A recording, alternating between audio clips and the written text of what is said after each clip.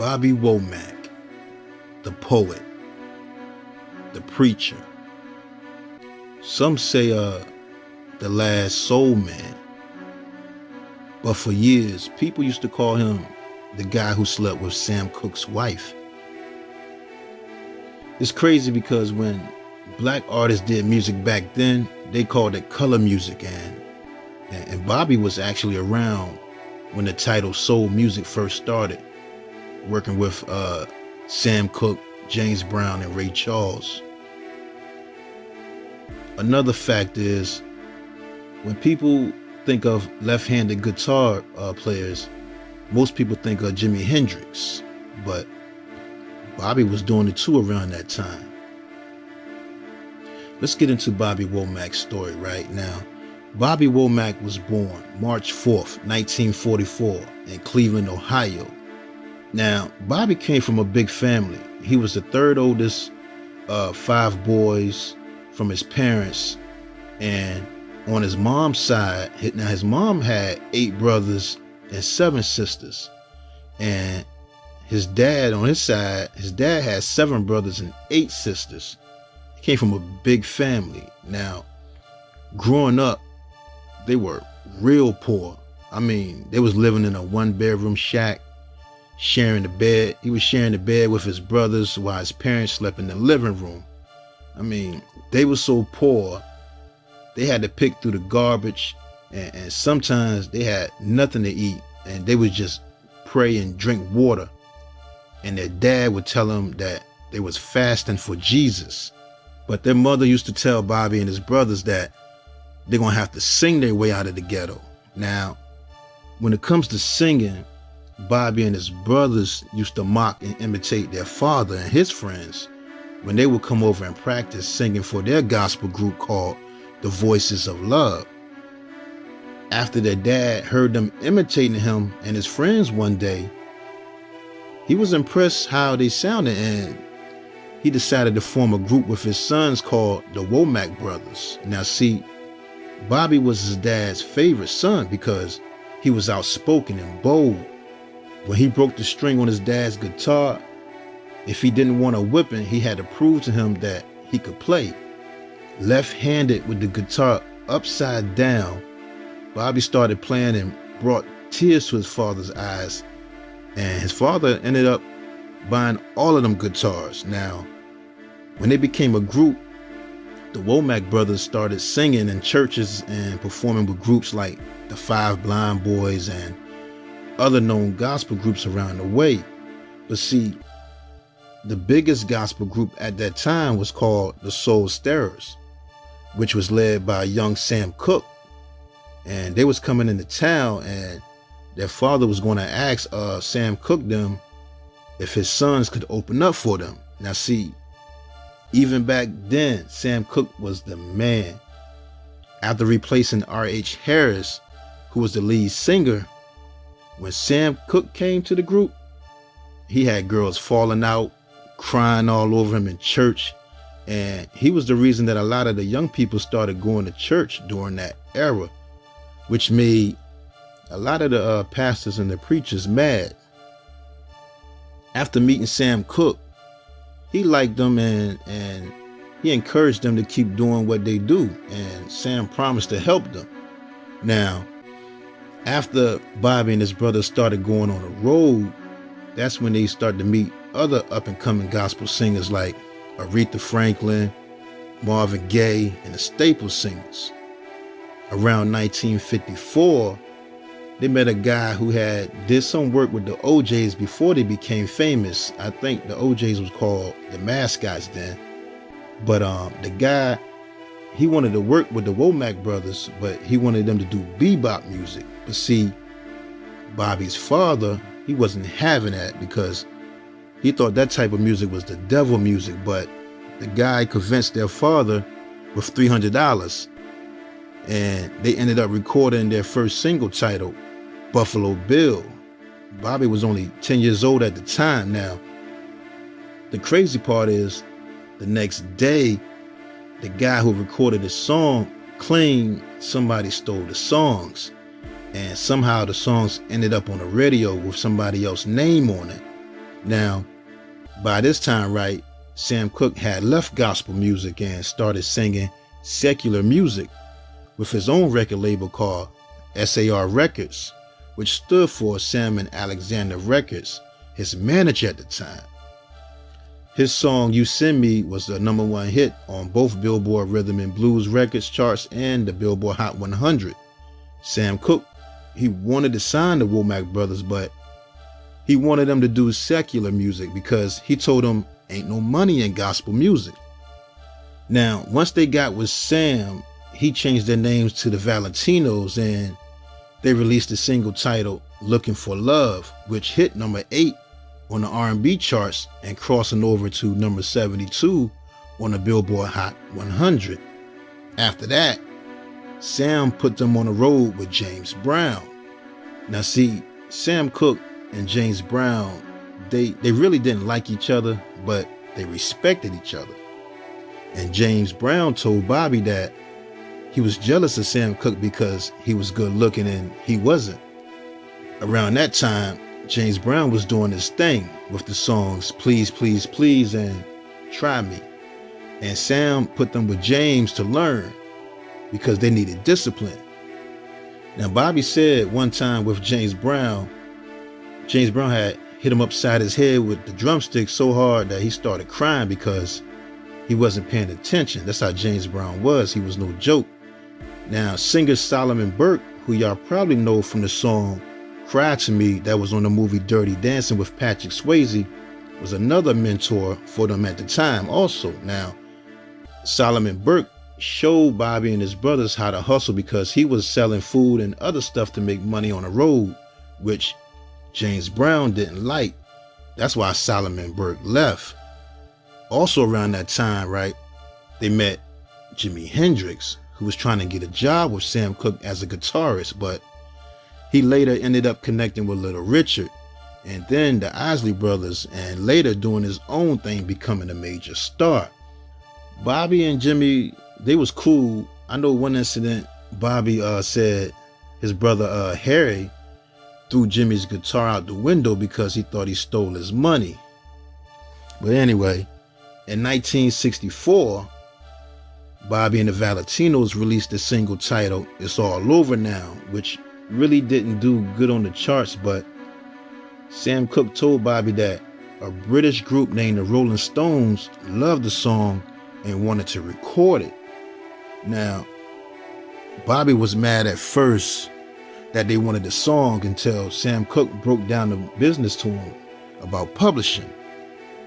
After the Rolling Stones went #1 with the song, that's when Bobby received a check for $30,000 in royalties and was glad that he gave them the song then. Sam Cooke, he used to school Bobby though. He was always telling him, never give away your publishing because that's how you're going to feed your family forever. And that's some knowledge right there for all you up and coming artists. Publishing is important. Now anyway, now Sam and Bobby became real close because Sam loved Bobby's style when he played the guitar, which led to him working more with Sam instead of his brothers, which kind of created problems between Bobby and his brothers. In 1963, right after President John F. Kennedy was shot and killed, Sam Cooke recorded a song that he wanted Bobby to hear called A Change Gonna Come. After hearing the song, Sam Cooke asked Bobby for his opinion, and Bobby said the song sounded like death. Sam Cooke's record label, they wanted to put the song out as a single, but Sam really didn't want to put the song out, which caused a lot of fighting between him and his management because the song really bothered him and it just didn't feel right to him. Sam said that song just came to him and he wrote it so fast it was like spiritual. Because see, around that time, Sam was changing. He was reading a lot of books. He stopped putting all that perm stuff in his hair. He let it grow out natural, and he was also good friends with Malcolm X, Muhammad Ali, and Martin Luther King during that time. He was also good friends with Sammy Davis Jr., who wanted Sam to come to Las Vegas and make some money by performing. And y'all know during that time, the mafia, they ran Las Vegas. And I can't wait to get to that Sammy Davis Jr. story too for y'all. But that's when Sam had to let Bobby go because he was losing money at the record label. Plus, he wanted Bobby to get back with his brothers and be successful like the Beatles. A week later, after letting them go, Bobby got the news that Sam Cooke had been shot and killed in a motel. Man, I got to get to that Sam Cooke story later for y'all. Now, according to Bobby Womack, the stories he heard during that time about Sam's death was that the mafia put a hit out on him. He also heard that the white people in the record business wanted him dead. But later on, the other story came out about him and some prostitute in a motel or something like that. Now, after Sam died, everybody was trying to get to Sam's wife, Barbara, for money and other things. And that's when Bobby felt it was his duty to protect her because Sam was his mentor. Whenever she got a new boyfriend, Bobby would run them off, and that's when Barbara was like, okay, you keep running my boyfriends off, well, I guess you just gonna have to be my man then. Now, they ended up getting married, and that's when the hate came from the fans and Sam Cooke's family. And Bobby was getting a lot of backlash. Whenever he went on the stage, they booed him, and the radio banned his songs, which led to him doing cocaine. But see, Sam Cooke's brother, Charlie, was no joke. And he told Bobby, when he see him, it's going to be a problem. Sam Cooke's family felt real disrespected that Bobby would do that. But Bobby said he just felt like it was the right thing to do for Sam. Now, when Bobby went to Chicago, he called Sam Cooke's brother Charlie up and told him he was in town because Bobby just wanted to get the beating over with. Whatever they was going to do, he just wanted it over with. Now, Barbara knew how crazy Charlie, Sam Cooke's brother, was. So she bought her gun. But Bobby took the bullets out because he knew Barbara was crazy too, and she'll shoot. Sam Cooke's brother, Charlie, beat Bobby so bad, left him with his teeth through his lip, broken jaw, and his head swollen like a watermelon, blood everywhere. And Barbara was mad that Bobby took the bullets out the gun because she was trying to shoot Charlie, but at the end of the day, nobody died, which Bobby Womack wanted. Now, they also had a son together named Vincent, named after Barbara and Sam's son, whose name was also Vincent, that died at the age of 2 years old after drowning in the pool. But you know, the relationship between Barbara and Bobby didn't last because Bobby ended up sleeping with Sam and Barbara's teenage daughter, Linda Cooke, which led to him being shot by Barbara after she caught them in the bed. Linda Cooke years later ended up marrying Bobby's brother Cecil Womack, and they formed a little songwriting company. They ended up writing Teddy Pendergrass hit Love TKO. After that, Bobby started working with Ray Charles because nobody would play his music on the radio and he needed some money and he wanted to still play the guitar. But playing for Ray Charles didn't last long because Bobby said Ray was too wild for him. Now, Bobby said he had to wear hand-me-down suits that would have him itching because the last guy that had him had to clap. He said Ray Charles be talking about how beautiful his girlfriends were, but they really was ugly. He said Ray Charles be trying to fly the airplane. He said he be driving cars and running and crashing into people. But the last resort was when him and Ray got into an argument and Ray threatened to slap him. After that, Bobby got with Wilson Pickett, which really got him back in the industry and led to him working with Aretha Franklin, Jackie Wilson, Dusty Springfield, and others. Even Elvis Presley wanted to work with Bobby. You know, they say Elvis stole everything he knew from black artists. I gotta get to his story too. Now with Wilson Pickett looked out for him. Wilson Pickett tried to get his label to sign him, but they passed on him. So Wilson Pickett recorded the songs that Bobby wrote, like I'm a Midnight Mover, and I'm in Love.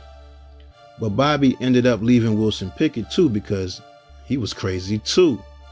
Now, Wilson Pickett was a wild boy, he said. He said one time Wilson Pickett showed him his closet and it was stacked to the ceiling with money because he didn't believe in banks. I had to get to that Wilson Pickett story too. Bobby also said that he was the reason that Wilson Pickett got hooked on coke, which he regretted. Now, after working with Wilson Pickett, Elvis Presley, and all those other artists, he got a record deal with Minute Records and released the album titled Fly Me to the Moon with the single California Dreamin', which reached number 43 on the Billboard Hot 100 chart and number 20 on the Billboard R&B singles chart. Also around that time, he met rock blues soul singer Janis Joplin, who wanted him to write her a song. Now, after riding in Bobby's Mercedes-Benz, it inspired her to record a song called Mercedes-Benz, and they did another song too called Trust Me that same night for her album. While working on that song, Janis said her drug dealer was coming and she told Bobby to leave. And hours later, she died from a heroin overdose. I mean, Bobby, he worked with a lot of people, from Sly Stone, who was another wild boy during that time, Ike and Tina Turner. Bobby said Ike Turner used to lock artists in the studio for days and weeks and wouldn't let you leave. And he also worked with George Benson, who remade the hit Breezin', which Bobby Womack did first. Man, I love that song Breezin', especially Jazzy Jeff and the Fresh Prince version called Time to Chill. On September 15th, 1971, Bobby Womack released the album titled Communication, which had the single That's the Way I Feel About You, which hit number 2 on the Billboard R&B singles chart and number 27 on the Billboard pop chart. And he kept the hits rolling that same year with another album titled Understanding, with the songs Women's Gotta Have It, which reached number 1 on the R&B chart, and the song Harry Hippie, which was dedicated to his brother, which hit number 8 on the R&B charts, giving Bobby his first certified gold single. Now, more opportunities would come to Bobby, and in the 70s, black movies were becoming popular. He ended up doing the whole soundtrack for the movie Across 110th Street, and I love that song too. That's one of my favorite songs he did too. They also played that song in the 1997 movie Jackie Brown with Pam Grier, Robert De Niro, and Samuel Jackson. On June 8th, 1973, he released the album titled Facts of Life with the hit single Nobody Wants You When You're Down and Out, which hit number 2 on the Billboard R&B singles chart. But in 1974, he faced tragedy when his brother Harry was stabbed in the neck by his girlfriend after she thought he was cheating when she saw women's clothing when he was at Bobby's house, which turned out to be Bobby's girlfriend's clothes. The sad part is he came out on the porch and the neighbors saw him, but they didn't help him as he bled to death with the knife in his neck. In 1978, more tragedy would come when Bobby's infant son named Truth fell between the bed and suffocated. His wife Regina told him to go check on the baby, but instead he went to snort some coke first. Losing his baby put Bobby in a deep depression and got him real heavy into drugs. And then more tragic news came when Bobby's oldest son, Vincent, who he had with Barbara, ended up taking his own life at the age of 21 years old by a self-inflicted gunshot wound to the head. But years later, Bobby would continue to drop classic hits like If You Think You're Lonely Now, which hit number 3 for 4 weeks on the Hot Soul Singles chart. I mean, every time I hear that song, I think of the KC from Jodeci version in the movie Jason's Lyric, where Alan Payne was trying to get at Jada Pinkett at the bus stop. But that album, The Poet, it was a good album. Another song on there I like is Where Do We Go From Here? That's my junk too. The Poet album, it did hit number 1 on the R&B charts, and it's probably his most successful album. After that, he did some other songs I love, like Love Has Finally Come at Last with Patti LaBelle. Man, they was singing on that one. I love that song too. Him and Patti went off on that. He had the song I Wish He Didn't Trust Me So Much. I think that song was co-written by Linda Cook. And the song No Matter How High I Get, I'll Still Be Looking Up to You with Wilton Felder, who for the longest time I thought was Stephanie Mills singing that.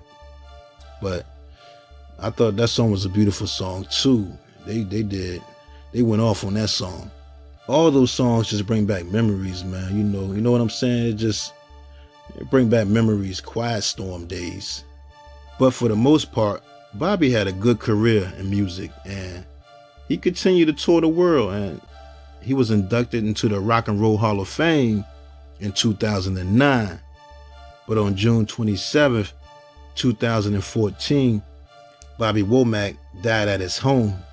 It wasn't revealed what was the cause, but I know years earlier he was diagnosed with diabetes, Alzheimer's disease, and colon cancer, which he beat after surgery. He will truly be missed.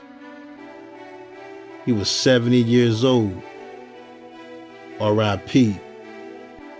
Bobby Womack.